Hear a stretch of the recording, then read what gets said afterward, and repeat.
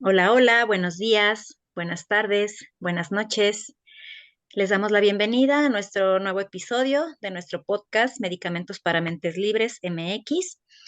Hoy es 2 de noviembre, estamos grabando a las 11:23 de la mañana, pero con mucho amor y con mucho cariño para que estos podcasts lleguen muy, muy lejos y resuenen no nada más en México, sino en todo el mundo. Hoy quiero dar la bienvenida y saludar con mucho gusto a mi amiga Ale Díaz. ¿Cómo estás, Ale? Hola María Luisa, hola Elías, muy bien, gracias. Hola, Elías, ¿cómo estás? Hola, Ale, hola Luisa, pues bien, aquí muy emocionado, ¿no? Muy nervioso por el podcast de hoy. Sí, me imagino. Y precisamente de eso quiero dar unas palabras. Hoy tenemos a una persona eh, que vamos a entrevistar, a quien quiero mucho, admiro mucho por ser una de las personas más congruentes que he conocido en mi vida. Es un luchador, es un buen amigo, eh, quien no necesita compañía para hacer que las cosas sucedan. Me ha enseñado que en la vida debemos exigir lo que por derecho nos corresponde, sin violentar, pero tampoco sin tener miedo. Hemos pasado un año extraño, diferente, sui generis a lo que estábamos acostumbrados. Un año que nos ha hecho reír a carcajadas, pero también lo hemos llorado en varias ocasiones.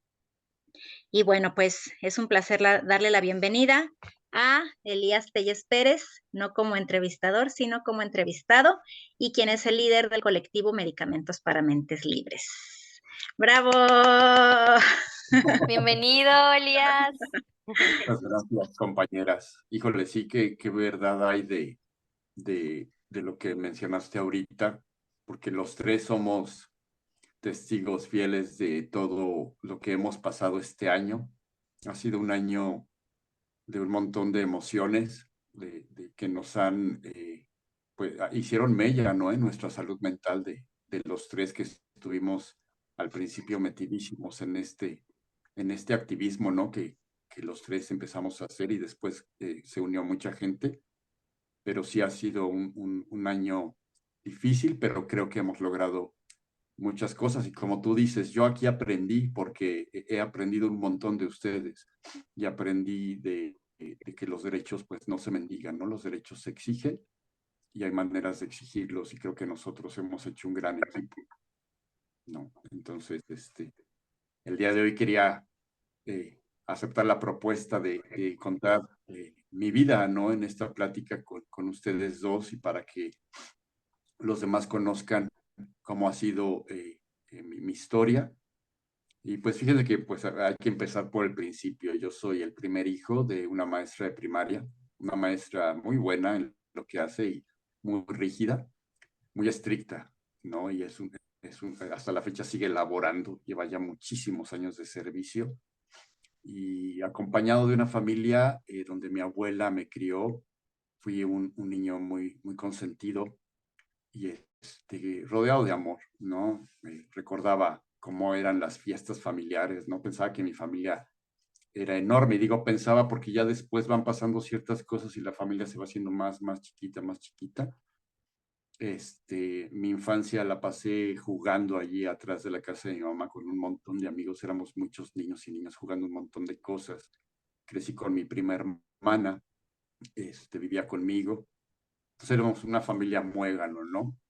Nunca me faltó nada, eh, pero bueno, aquí es donde empieza mi memoria a tener conciencia de que más o menos a la edad de 7 u 8 años, y es que es chistosa mi memoria, ¿no? Porque hay veces que yo platico cosas con mi familia o con amigos de la infancia y me dicen, oye, ¿a poco te acuerdas de esto? Sí, sí, me acuerdo, no sé por qué. Ujú. Pero fíjese que a la edad de 7 u 8 años yo empecé con problemas para dormir y ahora ya sé que se llama el síndrome de los pies inquietos y hay ya mucha información al respecto. Pero para mí les voy a tratar de explicar qué es lo que yo siento, porque hasta la fecha persiste esa intranquilidad para conciliar el sueño, que ha sido mi pesadilla toda mi vida, ¿no? Eh, recuerdo que, para explicarlo lo mejor que pueda, es que cuando yo ya había jugado toda la tarde y era un niño yo muy distraído, ¿no? Muy distraído, nunca fui un alumno de excelencia, muy imaginativo, ¿no? Me gustaba imaginar un montón de cosas y no me concentraba en la escuela. Para algunas clases sí era yo, me concentraba un poco cuando se referían a la ciencia o al arte, era cuando yo podía concentrarme un poco, pero les comentaba que me la pasaba jugando yo toda la tarde y en la noche estaba eh, cansado, ¿no? De mis actividades como niño. Entonces, en esa época yo creo que había entrado a primero de primaria o bien seguía yo en el kinder, eso sí no lo recuerdo bien. Entonces, ya cuando yo me iba a dormir, recuerdo que es como si todo el estrés o mucha ansiedad, se empezaba yo a quererme empezar a dormir, tenía sueño, pero de repente sentía dentro de mis pies mucha ansiedad. Y eso hacía que yo tratara como de apretar los dedos de los pies para calmar esto y lo que hacía es que se disparaba más. Entonces empezaba yo a tener muchísima ansiedad y me costaba mucho trabajo dormir, ¿no? Entonces mi mamá se empezó a dar más o menos cuenta de ello porque, vamos, ella en esa época trabajaba 2 turnos, entonces cuando llegaba ya en la noche, pues llegaba rendida. Entonces yo me daba cuenta que ya cuando había logrado conciliar el sueño, era cuando ya mi mamá me despertaba para irme a la escuela, porque en esa época ella tenía auto, entonces la distancia era larga para ir a su escuela y muy cerca de donde ella trabajaba estaba mi escuela. Entonces yo sentía que no había dormido nada y me tenía que dormir en el carro de ella sin haber descansado nada. Y eso se repitió muchas veces. Esto de repente vino acompañado con mucha inapetencia. Yo no comía, no comía y no había manera en la que yo comía en la tarde, pero no podía desayunar. Hasta la fecha es un problema que yo tengo, me cuesta mucho trabajo desayunar. Y ya ahora reflexionando sobre ello, pues es que era muy ansioso, muy ansioso. Sin embargo, pues tenía compañeros de la escuela, era travieso, pero vamos, siempre se repetía, no era diario, pero no sé, yo pienso que en un mes eran como 20 días donde yo la pasaba muy mal para dormir. Entonces me di cuenta también que comparando con los demás amigos o amigas de mi cuadra, había cosas, situaciones que ellos trascendían rápido, ¿no? Por ejemplo, cuando había alguna pelea donde te tienes como que defender de niño, la violencia a mí me daba mucho miedo, ¿no? Precisamente porque mi madre era muy estricta, entonces yo le temía mucho, ella me estaba formando de una manera muy rígida y cuando había violencia, cosas así, a pesar de que yo solía ser un poco desafiante o agresivo, la violencia me daba mucho miedo y me paralizaba. Entonces, y yo veía cómo había cosas que los demás trascendían más rápido y yo me quedaba con eso mucho tiempo, ¿no? Si alguien a mí me buleaba, por ejemplo, porque fui buleado en la escuela y en la calle, este, híjole, yo me quedaba mucho tiempo con eso, mucho tiempo y no lograba trascenderlo bien como el resto, ¿no? Pero bueno, más o menos mi infancia seguía siendo buena cuando llegué a la secundaria, fue para mí la mejor época de mi vida, la secundaria, donde ya vas creciendo, ¿no? Y te vas haciendo te vas sintiendo más libre. Seguía yo siendo muy rebelde. Es cuando ya empiezas a tener a tu primera novia, ¿no? Entonces ya es como muy emocionante y la secundaria, me encantaba esa época y empecé a fumar cigarro ahí por imitación y la verdad es que me sabía espantoso el cigarro y en mi casa sí fumaba, ¿no? Mi mamá, mi tía y mis tíos fumaban, pero no eran fumadores empedernidos a excepción de una tía mía que era la oveja negra de la familia porque se dedicó al teatro como 17 años y a la danza. Entonces, ella me ayudó mucho para lo que el día de hoy también es mi segundo oficio, que es ser titiritero, porque ella es muy cómica, ¿no? Entonces, en la época de la secundaria yo recuerdo que ya había obviamente compañeros que se iban de pinta para tomar, ¿no? Para beber alcohol y a mí no me llamaba la atención, no me llamaba la atención y les repito, fue la mejor época de mi vida. Ya cuando salí de allí, hice mi examen a la vocacional número 3, que tenía la especialidad de físico-matemáticas. Yo quería siempre había querido estudiar electrónica y en la secundaria, como quedé en la tarde, llevé el taller de electricidad porque electrónica lo daban en la mañana. Y ya después había el chance de hacer mi cambio, mi permuta al turno de la mañana, pero no, preferí quedarme en la tarde, ¿no? Pero siempre había querido estudiar electrónica, entonces la vocacional me brindaba esa oportunidad de entrar a la rama de sistemas digitales.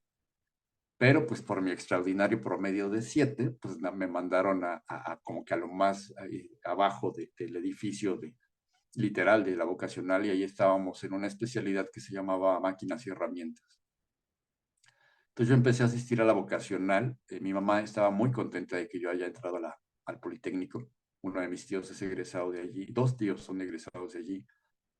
Y empezó ahí la experimentación, ¿no? La libertad de ya no estar bajo un sistema tan que es establecido en las escuelas, ¿no? De secundaria y la primaria, sino ahora ya te sientes más libre. Entonces ya me empecé a revelar yo más, ¿no? Y recuerdo que ya la música que a mí me gustaba, yo crecí con muy buena música, ¿no? Escuchando a los Beatles, a los Doors, pero a mí me gustaba más como tenía más tendencias a lo melancólico, ¿no? Escuché muchísimos años a esta banda The Cure, que después me enteré que la hermana de Elvisa también le fascina The Cure. Los fui a ver a Monterrey, vamos, era una de mis bandas preferidas. Y estaba yo bien hasta que ya los más grandes, uno empieza a buscar con quién juntarse, ¿no? Quién le pueda dar como esa adrenalina de echar relajo, ¿no? Y sí, de repente me dijeron, ¿no conoces las vías del tren? No, pues no, porque yo iba en el casco de Santo Tomás, que es una zona donde todavía pasa el tren, aquí en la Ciudad de México, y pues ahí en las vías del tren, pues ahí era todo el reventón. Entonces empecé yo a tomar allí, y recuerdo que cuando yo bebí mi primer cerveza, vi la vida de una manera muy diferente, me sentí relajado, y yo decía, oye, creo que he estado sufriendo muchos años esta ansiedad, muchos años, entonces me siento bien. Y de ahí empieza eh, una época de la cual el principio no fue tan malo. Uno empieza a experimentar por curiosidad con las drogas, ¿no? Con la marihuana, y se da cuenta que uno como que reflexionas acerca de tu vida y te sientes bien, ¿no? Te sientes bien, pero fue el principio del caos, ¿no? Porque al pasar de los años, te das cuenta que algo no está bien y que algo no está bien desde hace tiempo, desde hace mucho tiempo, ¿no? Y que este consumo de reventón y de excesos es solo un síntoma de cosas que yo traía más profundas. Recuerdo que mi mamá ya hace unos años me contaba que yo tenía un pediatra de cabecera. Entonces, mi mamá llegó a decirle que yo era un niño que de repente pasaba de un estado a otro muy rápido, que de repente me enojaba muchísimo y de repente me ponía muy triste, rapidísimo. Entonces mi pediatra de ese entonces, no sé qué edad tenía, le mandó un medicamento y le dijo, con esto él va a ver la vida color de rosa. Entonces mi mamá no se espantó y dijo, no, pues no, no, quién sabe, no sé qué medicamento era y pues no me lo dio. No sé qué hubiera pasado en mi vida si ella me lo hubiera dado. No sé si yo me hubiera evitado tanto caos con los excesos, pero yo sé que en esa época medicar a un niño pues no era fácil, ¿no? Ahorita ya hay medicamentos como mucho mejor estudiados, ¿no? Con más o menos, menos efectos secundarios, ¿no? Elías, Donde ya uno evalúa. Sí, ¿recuerdas qué edad tenías cuando ese pediatra sugirió eso a tu mami? no recuerdo la edad. Se lo tendría que volver a preguntar a mi mamá, pero no recuerdo qué edad fue. Ok. Y yo creo que en esa época los medicamentos, había muchos medicamentos muy peligrosos, ¿no? O sea, no era fácil. Entonces, bueno, regresando a lo de la vocacional, pues fueron muchos años donde ya abandoné la escuela y eso a mi mamá con toda razón le causó mucho enojo. Entonces empecé a experimentar, yo quería ser músico y le dije, ya no quiero estudiar. Y empezó una vida, como me decía un amigo, de rock and rollero, pero poco rock and roll, ¿no? Aprendí muchísimas cosas, aprendí a tocar la guitarra solo, estuve en varias bandas me uní a esta escena punk aquí en la Ciudad de México, que para mí era interesantísima, ¿no? Los colores, los pelos parados, el punk rock y todo ese tipo de música me llenaba mucho. Pero al mismo tiempo te das cuenta que toda tu familia está pues muy sacada de onda, ¿no? Yo fui el primero de la familia en tener un tatuaje, entonces mi mamá y mi abuela se espantaban muchísimo y al ver mis excesos no comprendían qué estaba pasando y ni siquiera sabían cómo combatirlo, ¿no? O cómo enfrentarlo. Uno de mis tíos me decía, no, pues es que tú necesitas como casi fuerza de voluntad, ¿no? Para dejar esto. Y yo le decía, no, yo estoy bien. Y vas negando, tú piensas que el costo-beneficio es equiparable, ¿no? O sea, que tú tienes un beneficio pasando por todos estos excesos, cuando la verdad es que no, y una droga lleva a otra, y es la consecuencia de un efecto dominó después, ¿no? Y tú piensas que estás bien, y la verdad es que no estás bien. Entonces, mi familia no sabía cómo enfrentarlo, y fueron 15 años de destrampe, donde tuve muchas experiencias. Desgraciadamente, el consumo de alcohol en México, pues es como muy normal desde una edad temprana. Ya después te das cuenta que es muy peligroso experimentar con drogas o con alcohol antes de los 21 años, porque a los 15 años, que fue cuando yo empecé en esto, el cerebro no termina de desarrollarse. Entonces se queda muy instalado allí y se convierte en una adicción. Recuerdo que ya después de esos 15 años, los últimos 3 la pasé ya muy mal, vivía en la calle, muy mal, yo ya nada estaba esperando que un día yo muriera, ¿no? Por el exceso de crack, ¿no? De piedra, porque una lleva a otra. Entonces ya era yo muy agresivo, y yo volteaba a ver mi vida antes entre la secundaria y la vocacional, es el lapso que uno tiene para estudiar y para prepararse para el examen de bachillerato, de prepa o de vocacional. Recuerdo que hubo una cosa que de repente me traumó mucho. Yo tenía una noviecita ahí en mi cuadra y obviamente había otro chavo que quería andar con ella. Entonces, pues a mí me daba celos y no sabía qué hacer. Le acabé pidiendo ayuda a un amigo porque ellos eran varios y no les caía yo bien y me traían así enojo para golpearme. Nos golpearon y yo me quedé esos 15 años muy traumado de eso. Y me acuerdo que en esa época de prepararme para el examen a la vocacional, después de ese acto de violencia, yo me encerraba mucho en mi cuarto solo. No podía ni siquiera salir porque había quedado tan humillado y fueron meses que estuve yo así. Y lo recordaba mucho en todos estos 15 años de excesos, lo recordaba yo mucho.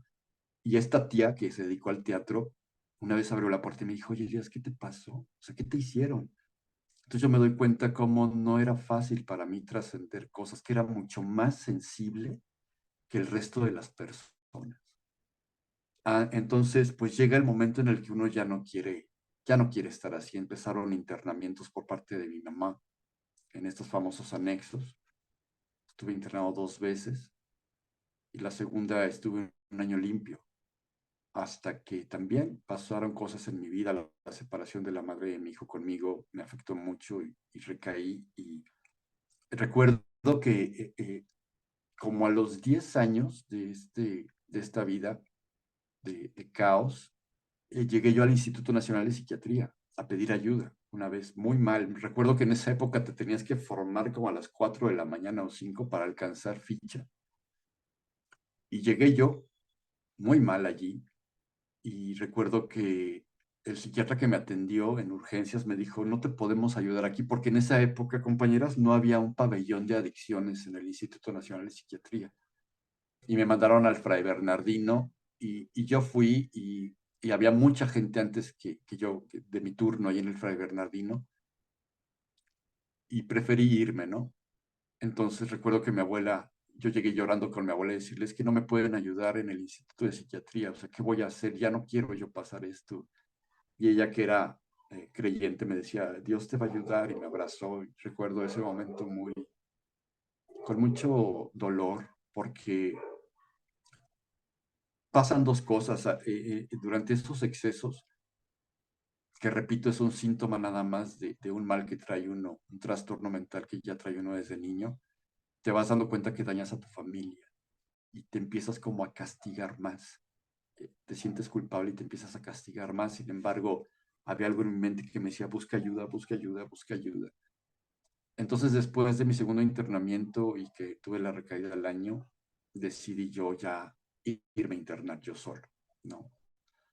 Y ya de allí empezó, me acuerdo que en el anexo había un doctor que mandaba mucha carbamazepina para los que estábamos allí, nos recomendaba mucho y a muchos les empezaba a ayudar, la carbamazepina. Ya después descubrí que había muchos estudios serios en adictos donde ese tipo de medicamentos ayudaba mucho a combatir el craving, que es el hambre que queda en el cerebro, ¿no? Por el alcohol y las drogas. Y a mí en lugar de carbamazepina, porque no me cayó muy bien la carbamazepina, me mandaron gabapentina. Y yo me sentí, compañeras, muy bien. Me sentí como cuando en la edad, o sea, cuando en la infancia o en la adolescencia yo me sentía bien, o sea, tranquilo, porque había momentos donde uno se sentía bien. Me volví a sentir así con la gabapentina. Y dije, no, pues definitivamente esto me está ayudando. Entonces, una vez que salí del internamiento, ya una vez voluntario, porque les digo que yo decidí internarme, eh, yo decía, bueno, pues ya ahora que ya dejé todo esto, mi vida va a ser normal. Y no, empecé a tener más problemas para dormir otra vez. Recuerdo que en el anexo era increíble como yo era el único que no podía dormir porque yo estaba en un cuarto dormido con cuántas personas, 40, 50, y yo era el único que no podía dormir, ¿no? Y para mí ya era como normal porque les digo que desde niño tengo ese problema. Entonces, una vez saliendo de allí, no podía dormir. Esta parálisis del sueño de cuando sientes que se te sube el muerto la tenía yo diario, varias veces en la noche. Entonces, casi llegué arrastrándome a un centro de salud. Y yo rentaba un cuarto en esa época. Llegué a un centro de salud donde conocí a una mujer extraordinaria que se llama la psiquiatra Lila López Reyes. Ella era la única psiquiatra en ese centro de salud, y es que en los centros de salud aquí en la Ciudad de México y supongo que en los estados también, es muy raro que haya el servicio de psiquiatría, ¿no? Entonces llegué con ella diciéndole, ayúdame porque ya no quiero drogarme, ya no quiero beber, pero ya quiero dormir y ya quiero no sentirme, porque la ansiedad y el nerviosismo estaba presente todo el día. O sea, fueron meses muy difíciles. Ella me mandó a hacer un electroencefalograma y es donde conocí a otra persona muy extraordinaria que es el profesor Castellán de la Fundación para el Desarrollo del Cerebro, que es donde hacen estudios a un costo muy bajo. Yo no tenía para pagar un electro, no sé, de manera particular, porque para mí eran muy caros. Todavía no trabajaba yo bien, no generaba suficiente dinero. Entonces ya ella viendo el estudio, la interpretación del electro, me empieza a medicar. Me acuerdo que me mandó fluoxetina y estuve bastantes semanas con ella y no me ayudaba mucho. Y es un proceso. A mí me daba miedo, compañeras, medicarme porque pues uno luego se enteraba, ¿no? De que había alguien que había muerto por sobredosis de medicamentos o que generaba una adicción. O sea, había mucha ignorancia en mí. Sin embargo, ya mi mismo cerebro me pedía esa ayuda. Y fíjense que por esa época, recuerdo que en la jornada hubo una nota de la Facultad de Psicología de la UNAM donde decía porque también acudí a la Facultad de Psicología de la UNAM a terapia. También mi mamá me invitó a un protocolo de investigación en la Escuela de Homeopatía y Medicina del Politécnico para adicciones. Yo estuve ahí pues, tomando los chochitos de homeopáticos y pues, no me ayudó. Era un protocolo de investigación. Pero recuerdo que esa nota de la Facultad de Psicología de la UNAM mencionaba que eh, la teoría y la hipótesis de ellos del consumo de drogas y de alcohol obedecía a trastornos mentales viejos y que era una manera, entre comillas, de automedicarse con este tipo de sustancias. Es como si el cerebro buscara algo con que trabajar bien, ¿no? Porque yo recuerdo que lo que uno busca es estar bien. Una vez recuerdo que estábamos en el anexo platicando de qué queríamos ser de grandes, hagamos personas de todas las edades, y alguien decía, pues yo quisiera ser bombero, ¿no? Y yo les dije, no, yo de chico quería ser piloto de la Fuerza Aérea. Y no, pues yo quería ser policía. Y hubo un señor que dijo, ya, a mí me gustaría ser normal, ¿no? A mí me hubiera gustado ser normal, porque no soy normal.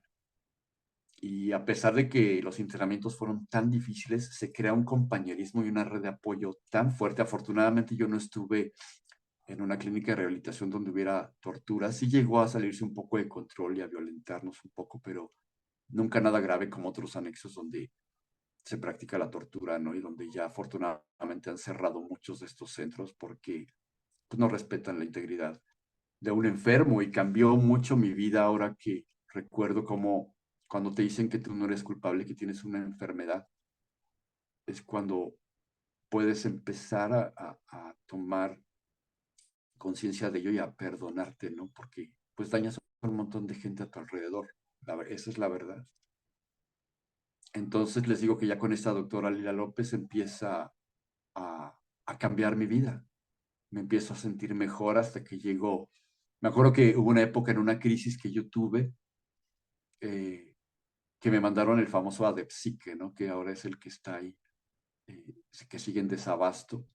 Para mí, aunque la otra vez con el doctor que entrevistábamos por parte de Ale decía que no hay medicamentos fuertes, bueno, para mí el Adepsique era un medicamento muy fuerte, me sedaba muchísimo y me sentía mal.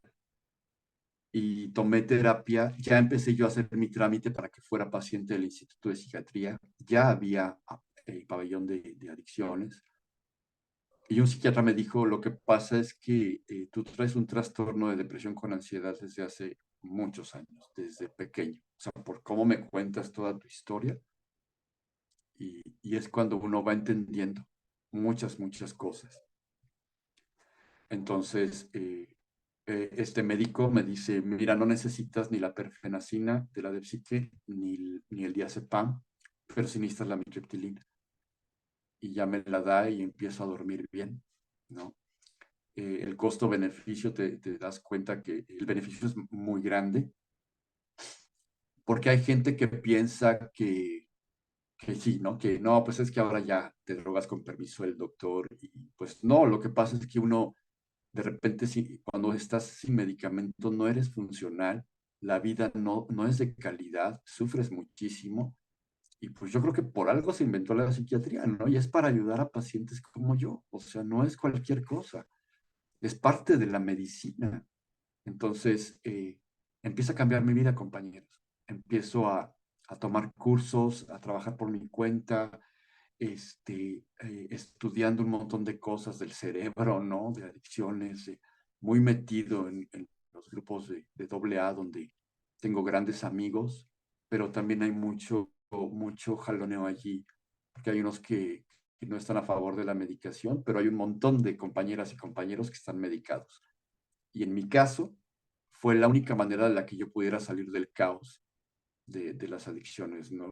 Y vas viendo cómo ahora que estoy yo escribiendo todas las experiencias que hemos pasado en este desabasto, eh, ha sido algo muy difícil el desnudarte ante los demás, compañeras, porque cuando yo subí la petición a change.org y la redacté, me sentí como semidesnudo, ¿no? Me daba, o sea, ¿cómo me iba a juzgar los demás, ¿no?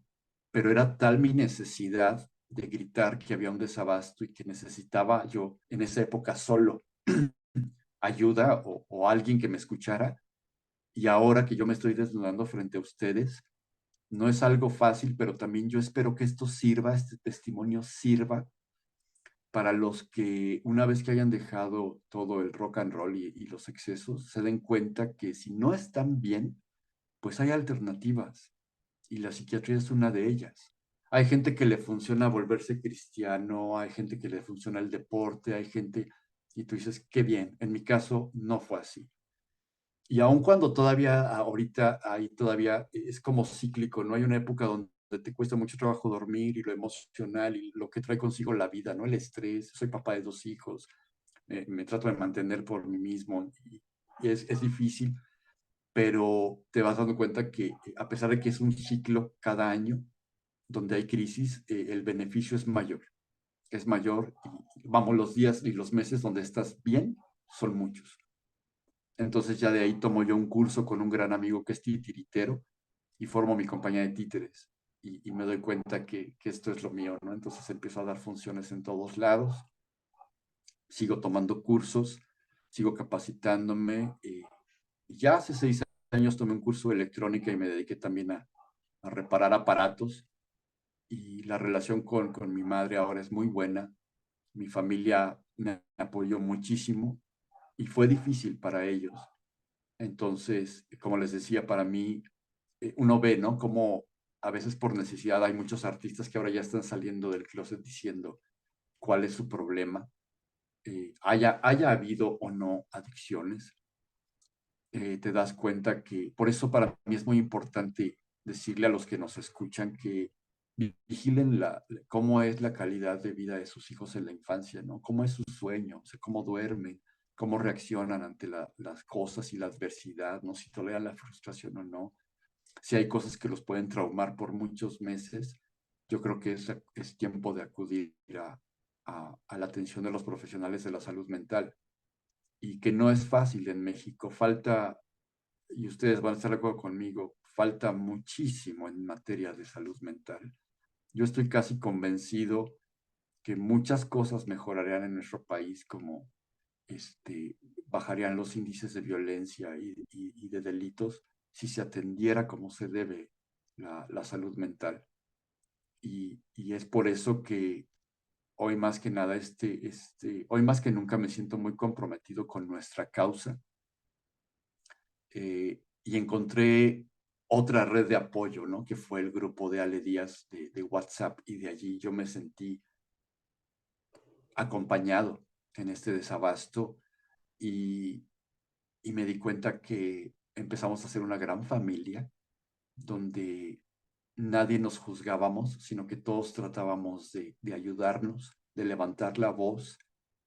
Y el día de hoy me siento muy afortunado de tenerlas a ustedes como grandes amigas, las considero de mis mejores amigas y de mis mejores compañeras, y a todos los demás como parte de mi familia.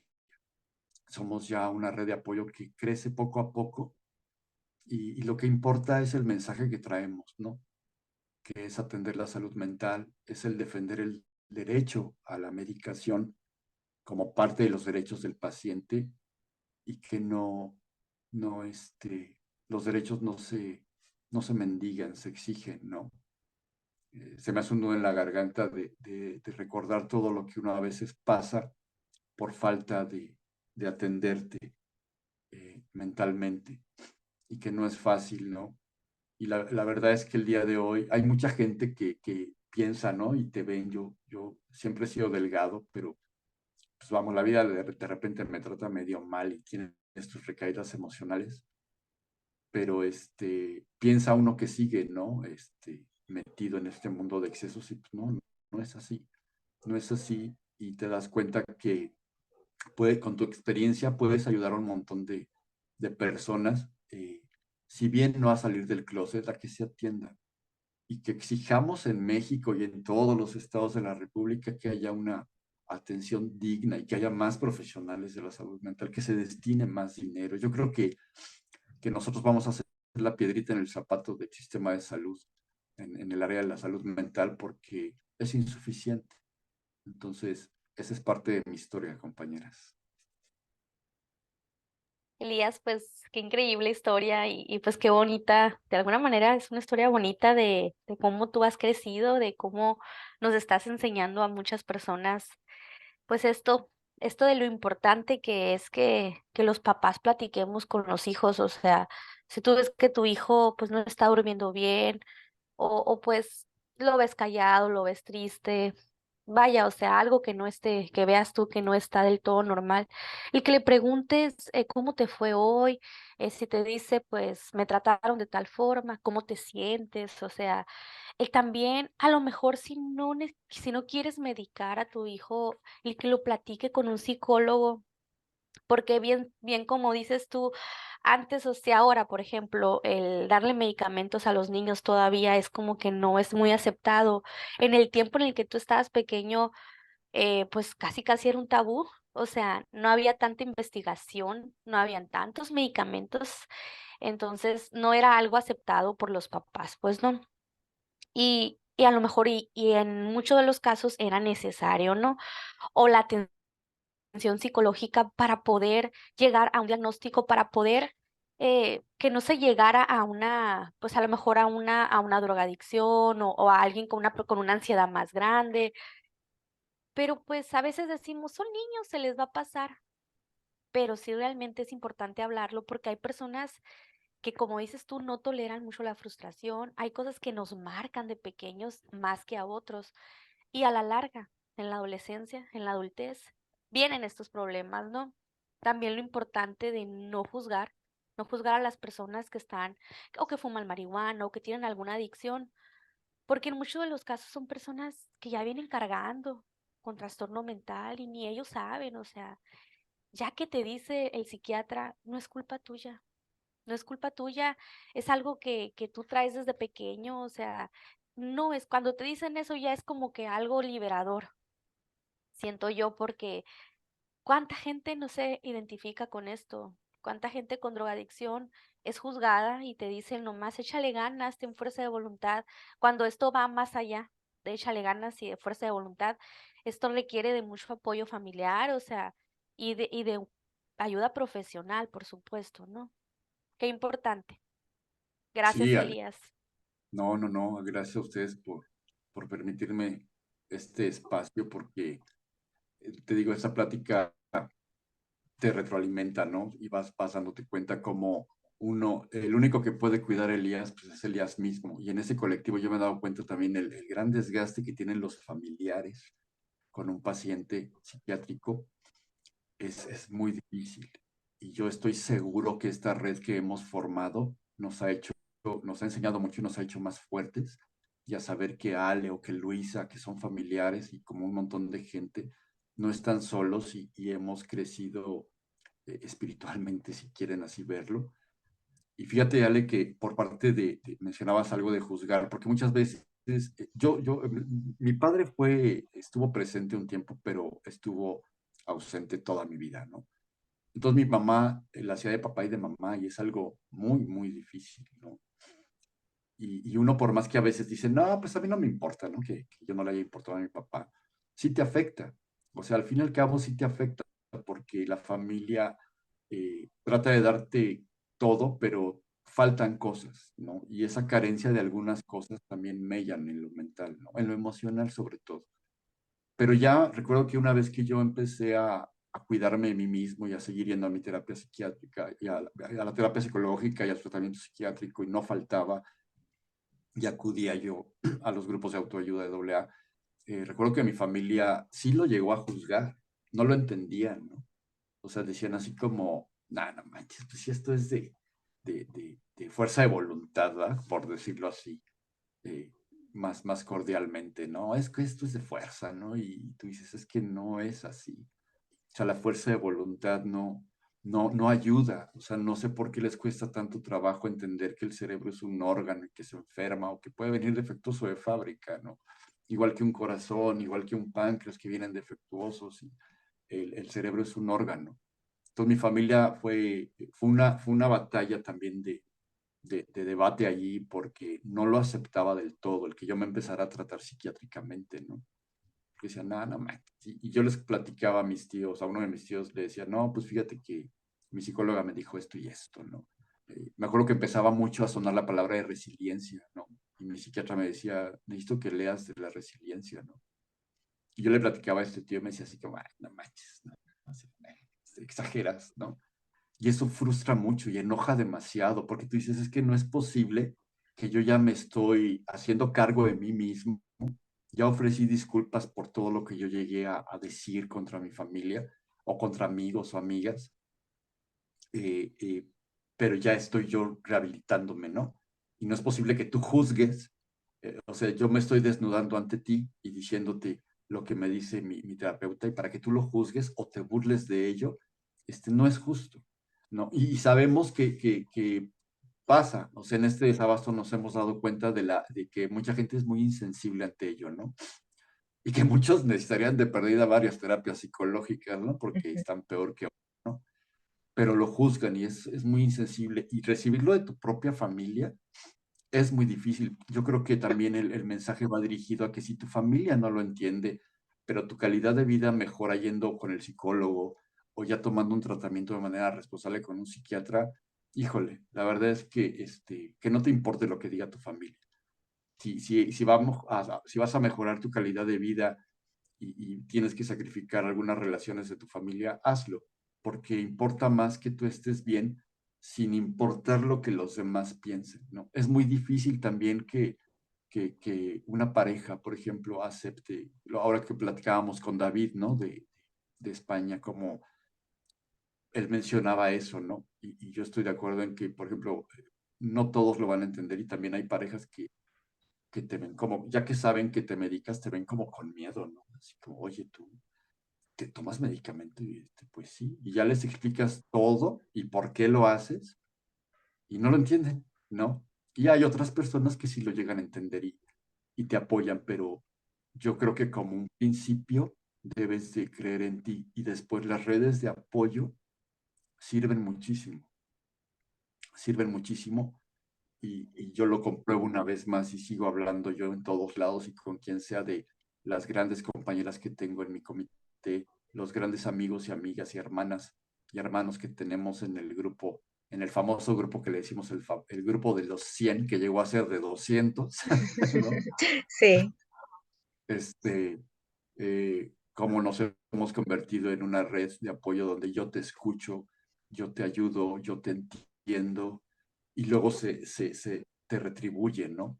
Porque ahora ustedes saben que yo estoy pasando el cambio de un medicamento porque ahí salió algo raro en el corazón y han sido días muy difíciles, semanas muy difíciles, donde no he tenido ganas de hacer absolutamente nada y tuve que recurrir a volver a tomar los 25 miligramos de amitriptilina para poder dormir en lugar del clonazepam, porque en mi caso no me estaba ayudando.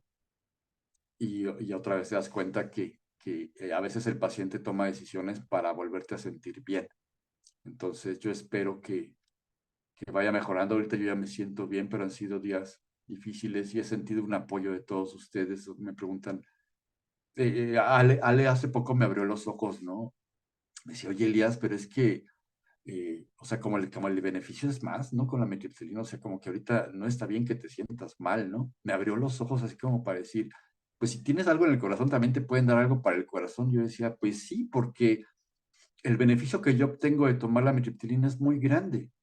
Y este cambio de medicamento, pues estoy dándole yo chance al medicamento de que actúe. Ustedes saben que lleva tiempo, y tiempo me refiero a semanas, ¿no? De 3 a 6 semanas, y dices tú, ay, en la torre, ¿no?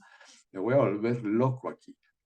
Entonces, me abriste los ojos, Ale, como para tomar la decisión de volver a consultar, porque le pregunté a varias personas, a varios psiquiatras, y me decían, sí, hazlo, ¿no? Hazlo porque te puede ayudar a dormir.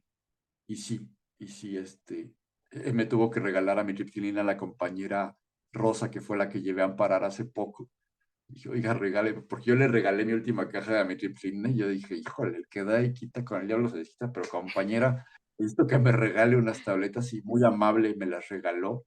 Todavía ayer me escribió y me dijo, oiga, necesita más y si quiere le doy más, porque este lunes 6 de noviembre tengo mi consulta, pero yo estoy muy contento de lo que hemos hecho como colectivo. Yo estoy muy contento y muy orgulloso de ustedes y muy orgulloso de que todos en el grupo grande hemos sabido resistir y que hemos sido tratados de una manera muy injusta y que como comité hemos tenido también diferencias, ¿no? Hemos pasado situaciones muy difíciles y hemos salido avante de ello y nos hemos hecho más fuertes. Y no nos vamos a callar con la situación que pasó porque fueron decisiones que impactaron muy profundo en nuestras vidas, donde hubo consecuencias, donde todos los pacientes sufrimos y los familiares como ustedes también sufrieron de tomas de decisiones, que si bien ahora ya casi casi nos dicen ustedes perdonen si le hicimos mal, dices no, no es la manera. no era la manera y por eso la gente, por eso yo creo que tenemos que seguir hablando de ello, porque no se vale lo que hicieron. Entonces agradezco mucho ahora sí que esta entrevista que me hicieron, compañero. Ay, no. Bueno, compañeros, pues voy a dar el comercial. Sí, adelante, A Ale. todos los que nos están escuchando y han llegado hasta aquí, es momento de invitarles a que nos sigan en nuestra página de Facebook como Medicamentos para Mentes Libres, y también tenemos otra página que se llama Alto al Desabasto. También estamos en TikTok, en Instagram, en todas las redes sociales y en los podcasts, igual como Medicamentos para Mentes Libres. Les voy a dejar los celulares para que nos hagan llegar pues un mensaje, una pregunta. El número es 55 33 78 44 35. 55 44 81 63 44. Y Elías, pues eso que dices, bueno, nos surge, súper urge que haya, sea la gente más sensible, que se hable más de esto, de los temas de salud mental, porque normalmente es cierto, los padres, o sea, los familiares son los que no reciben la noticia de la buena manera o no son, realmente no son del todo el apoyo, ¿no? De la gente que pasa, no todos, ¿no? Por esta situación. Pero también es muy padre cuando tú encuentras a una persona como apoyo, a lo mejor, pues la iglesia, el amigo aquel que mirabas tú como, ay, qué extraño, que es el que te ayuda, o sea, Sí, es muy bonito cuando te encuentras ese tipo de gente que sientes tú que te está apoyando y te está ayudando a salir de esto. El apoyo que sea que encuentres, de lo que sea, es muy bueno. así es. Chicos, ya casi para terminar, y quisiera terminar con unas palabras tuyas, Elías, porque en el grupo te vemos como el fuerte, te lo ha dicho los compañeros. ¿Cómo le haces para todavía sentirte mal y ir a psicofarma y motivarte a hacer más acciones? ¿Qué motiva qué o quién motiva a Elías a salir adelante? Pues yo creo que son las ganas de vivir bien, son las ganas de estar bien ha sido la gran necesidad, como tú mencionabas, por ejemplo, la primera vez que fui a psicofarma yo me sentía fatal, fatal, ¿no?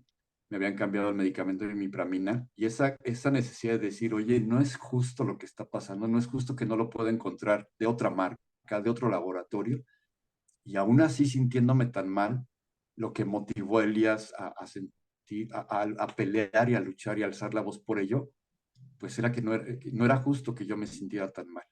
No era justo que nos quitaran esa tranquilidad, todo lo que me motivaba a pesar de estar mal, porque déjenme decirles que todas las movilizaciones que hemos hecho, en la mayoría yo he estado mal, ¿no? O sea, sintiéndome mal. Pero ya que te das cuenta que no estás solo y que hay gente que también está sufriendo, es donde uno hace a un lado su egoísmo y dice, no importa nada más, Elías, ¿no? O sea, importa Alan, importa Ulises, importa Gibran, importa, o sea, empiezas a hacer toda una lista de los compañeros que te dicen, yo también estoy mal. Y es cuando dices, yo voy el día de hoy en representación de todos ellos y te motiva a seguir luchando, ¿no? Ya cuando uno obtiene, porque hubo gente que me llegó a criticar que si yo quería como ser protagonista de esto y hacerme famoso. Y no, la verdad, no, a mí sí me gustaría hacerme famoso por una obra de títeres que yo doy y que yo escribo, sí, claro, pero en esto no. En esto es por eso que para mí es muy importante cuando todas ustedes han hablado en entrevistas y esta idea del podcast para mí es genial, es un proyecto que ustedes dos las veo muy motivadas y estamos muy motivados con seguir haciendo ruido, pero la motivación yo creo está en la necesidad de volverte a sentir bien, Luisa, de pelear y gritar la injusticia que se cometió para volver a obtener una calidad de vida. Yo creo que eso es lo que motiva a Elías y a saber que los demás confían en lo que uno hace, ¿no? Muy bien. Bueno, pues yo creo que a nombre del grupo de los 100 te mandamos un fuerte abrazo, te agradecemos mucho tus palabras, el abrirte. el sincerarte, el compartirnos contigo tu vida.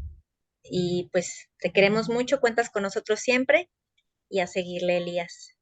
Muchas gracias, Elías, por toda esa fuerza que tienes para dar y para ayudar. No, gracias a ustedes, compañeras. Muchas gracias. Les mando un fuerte, fuerte abrazo, Luisa y Ale. Bonito día, amigos, Gracias. y nos Bonito vemos en el día. siguiente podcast. Hasta Bye. luego.